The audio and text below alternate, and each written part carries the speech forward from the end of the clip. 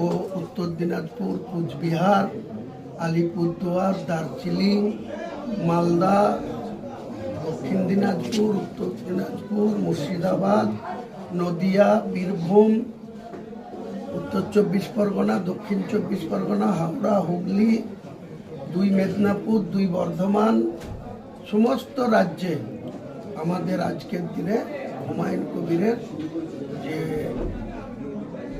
Fan follower বা হুমায়ুন কবিরের যারা রাজনৈতিক সাথী কর্মী, এখানে রাজ্যের সভাপতি আমিন সাহেব আছে, রাজ্যের জেনারেল সেক্রেটারি 3-4 জন আছে, শাখা সংগঠনের সভাপতি বাবন ঘোষ রয়েছে, আরও মহিলা নেত্রীরা রয়েছে।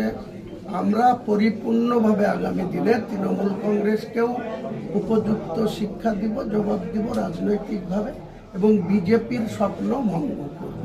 এটাই আমার টার্গেট। আমরা কারো কাছে ঠিকা নিয়ে বসে নাই। আর যে তৃণমূল বলছে আমরা কুণাল ঘোষের কথা, ও তো একসময় বলেছিল মমতাকে চোরের রানী। আমাকে গ্রেপ্তার করে জেলে ঢোকানো হয়েছে, মমতা কেন গ্রেপ্তার হয়নি? কে বলেছিল? কুণাল বলেছিল না হুমায়ুন কবির বলেছিল? এসব কুণালদের কথার কোনো মূল্য আজকের বাজারে। আর একটা সহসভাপতি হয়েছে কি প্রকাশ মজুমদার, তো উনি তো 4% তোলার জন্য 4% তুলে আর 4% আগে থেকেই ক্যামা কিস্তিতে পাঠিয়ে দেয়। 8%-এর নেতা।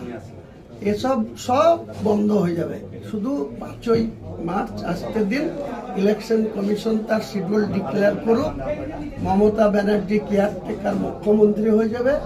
যেদিন ভোটের কাউন্টিং হবে সেদিন মমতা ব্যানার্জির পার্টি পতাকা ধরার লোক আর খুঁজে পাবে না। কলকাতা থেকে নর্থ বেঙ্গল গাড়ি চলছে না, কোনো গাড়ি বন্ধ আছে, হাইওয়ে লরি বন্ধ আছে, প্রাইভেট বাস বন্ধ আছে, বা অন্য কিছু বন্ধ আছে, তো আমি যাত্রা করলাম, তো ওদেরও তো বাধা কিসের? আমি কোনো পারমিশন নেব না। আমার ভিকেলসের ট্যাক্স পেয়ার করে ভিকেলস আছে, রেজিস্ট্রেশন আছে, সেই গাড়ি নিয়ে আমি বাংলার যেখানে খুশি সেখানে যাব, কোনো মামার পারমিশন নেব না।